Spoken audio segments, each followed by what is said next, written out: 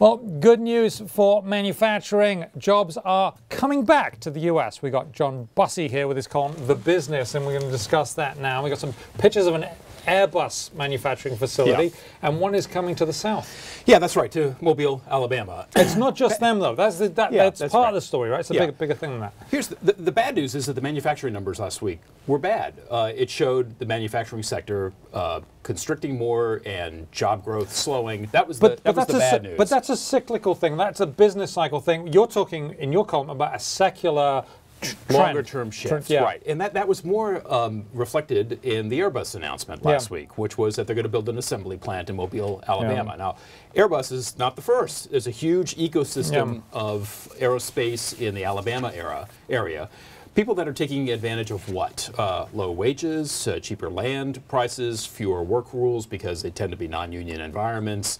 And they're looking out over the sort of the broad horizon and saying this is better than and they're closer China. To the customer. That's a key part. And for Airbus, closer to the customer, gets around some of the politics. It's a little bit harder to beat up on Airbus in a trade spat if, in fact, they're building in the United States. But every time Boeing seems to lose a contract to Airbus, they cry foul. They say, no, it's not fair, it's not fair. They must be cheating over that, right? And there'll be much harder for them to do that, won't it now? Well, that, and also the WTO has found that both of these huge aerospace companies got subsidies in one form or another, right? So they're kind of both on the same playing field. And Boeing, which kind of has sort of rained on Airbus's move to Mobile. That's so polite. That's so polite. Itself is already building the 787 in South Carolina and has operations also in Alabama. And remember, Simon, that all these companies, they're so global now that you can't think of them as European any longer. Airbus already gets 40% of the equipment that it puts on its planes from suppliers in the U.S. Closer to its customer, gets a little bit around some of the politics, closer to its suppliers, cheaper working environment. We've got a chart here of U.S. manufacturing jobs. There it is. Okay, so the one on the left shows the number of jobs, and you see it going down. But at the bottom right of it, you see it going up again, and that's the beginning of the secular trend that you're talking about, right? Yeah, I think that South Carolina and Alabama are tracking the U.S. As a whole, and what you're seeing is a bit of a bounce off of the bottom after the recession, after some incredible declines over the last 20 years. In South Carolina and the South in general lost the furniture industry, lost all these low-wage operations, textiles.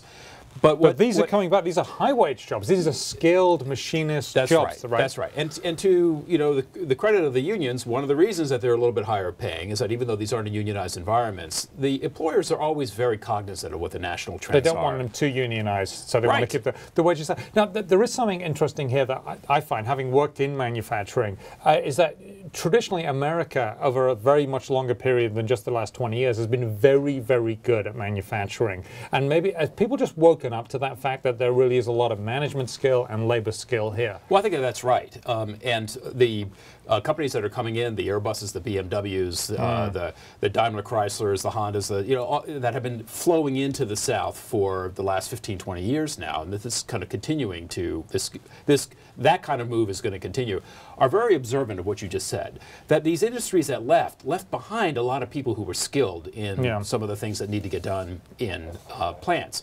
And that already kind of gives them a leg up. And the other thing going for these companies is that the U.S. is a huge market, and if you do want to be close to your customer, why not be close to your customer in the biggest market in the world?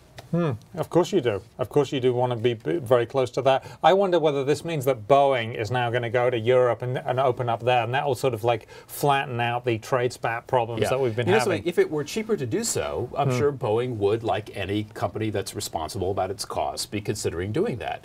It won't be cheaper to do so. It's probably not going to be maybe cheaper Greece. to do that. They need some jobs. Yeah, and the other thing that's working in our favor is that we've discussed this before, that China's getting a bit more expensive in wages, that you've got instability in Mexico. So companies are looking at this and saying, look, rather than the hassle and the time for travel and the cost of wage differential, which is narrowing, why don't I think of the U.S.? And a lot of that thinking is going into the South.